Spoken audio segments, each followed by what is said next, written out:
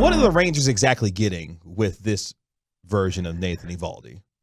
Well, they're getting a guy who has evolved. I like what you did there. That was good. That was not intentional.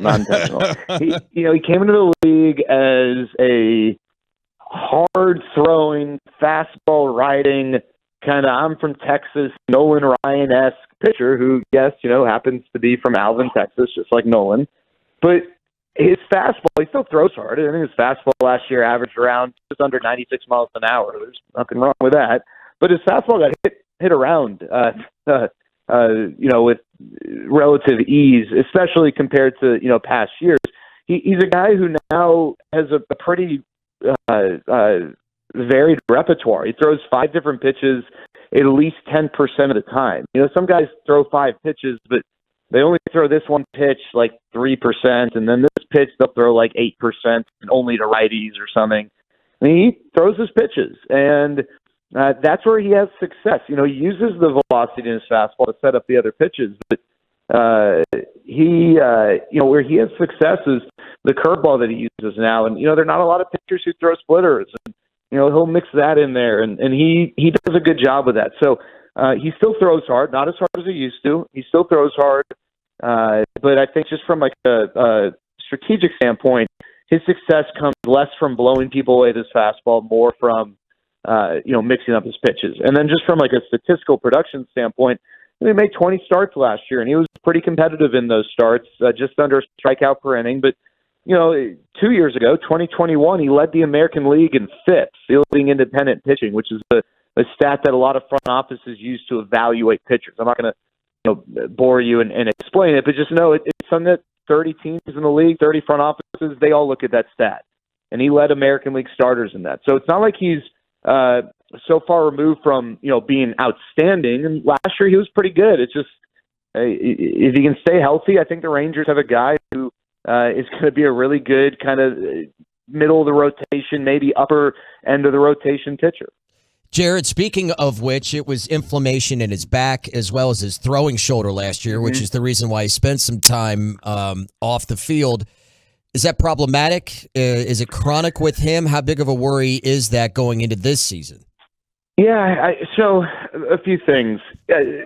Yes. I mean, I don't think you can just discard it. I think it would be unfair and, really homerific to say that, I without evaluating any of his images, and not that if I did, I would have any clue what I'm looking at, say he's tip-top shape. I was thinking about this, though, and the Rangers have some pitchers who've had some injury issues. Jacob deGrom, John Gray, Andrew Heaney, and now Nathan Eovaldi. But I think it's tough to find pitching and pitchers these days who haven't, right? Especially guys who throw hard. He does. And so, it's not like it's not like a quarterback or a point guard or someone who just they have consistent injury problems when you can look at like 90% of the other guys at their position and they don't have the same issues. It's not the case, but it seems like every pitcher these days has some sort of an injury history. Now, again, that's not true.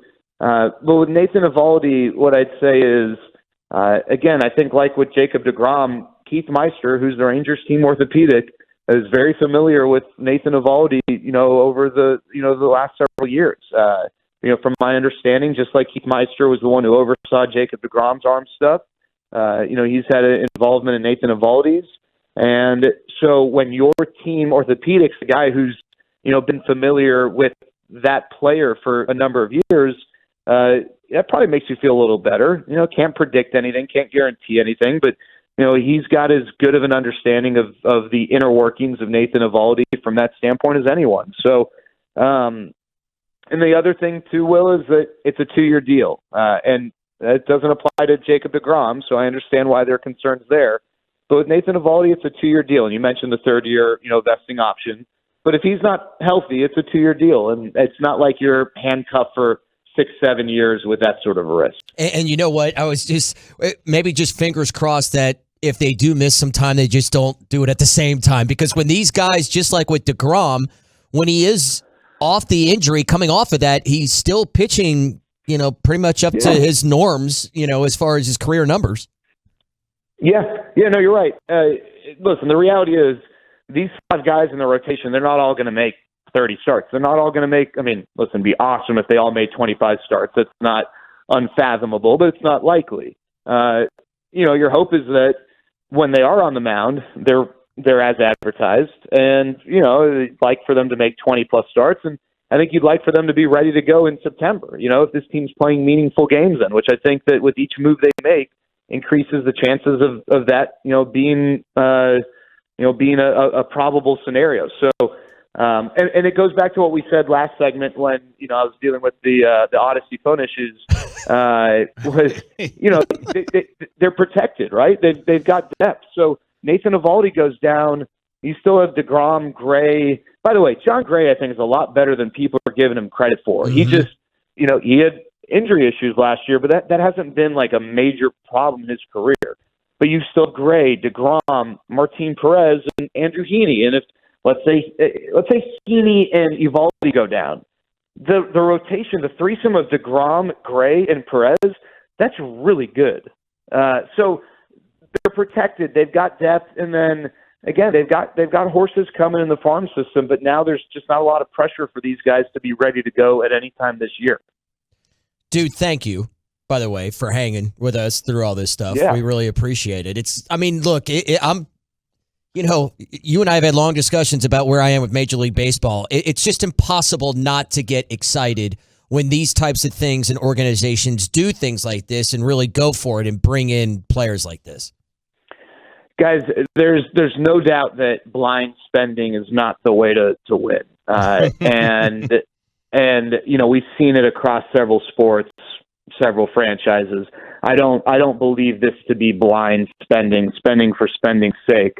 But regardless of how, someone listening wants to interpret it, I would always much prefer to, follow and support a team that is not afraid to write that check and to take a chance, because you're taking a chance. I can sit here and tell you how excited I am about Jacob deGrom, but I also can sit here and, if I'm being honest, say, yeah, there's obviously a risk. There's a risk whenever you sign guys like this. But as great as the A's have been in stretches, as great as the Rays have been, it's got to be maddening to be to support or follow those franchises knowing that you're not spending money. And again, the Rays have competed at a high level without the same budget, but I just think it's exciting that a major market team that should be spending like a major market team is finally spending like a major market team.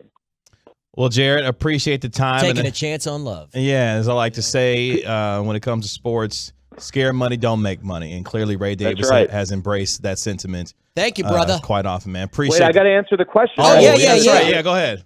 It'll be quick.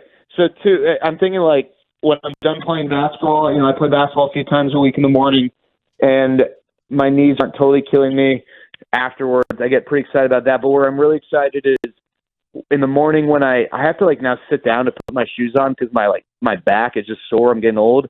When I get past that part of my day, I'm pretty fired up because then I feel like a normal person again.